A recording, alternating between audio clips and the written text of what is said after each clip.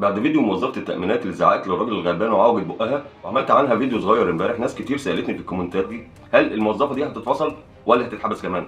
النهارده هقول لكم بالقانون مصيرها ايه بالظبط، وازاي تجيب حقك لو حصل معاك نفس الموقف. الطبيعي والمفروض ان موظف التأمينات يسهل على الناس الاجراءات، عارف ان الناس بتطلع من بيتها في وقت بدري علشان تخلص مصالحها، فالمفروض يكون اسلوبه افضل من كده مع الناس.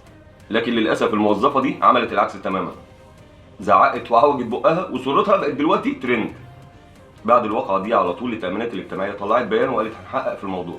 تأديبيا من حق النيابة الإدارية توقفها 3 شهور، بعد كده تفصلها. جنائيا لو كانت طلبت رشوة الحبس من سنة ل3 سنين. ومن حق المواطن اللي اتهان يرفع دعوى تعويض عن الضرر النفسي، تعويض ممكن يصل ل50,000 جنيه عن الضرر النفسي اللي تعرض له. الخلاصة هي هتتحبس في حالة لو كان في رشوة أو كانت بتتعمد تعطيل مصالح المواطنين علشان تبتزهم، غير كده فهي عقوبتها هتبقى الفصل.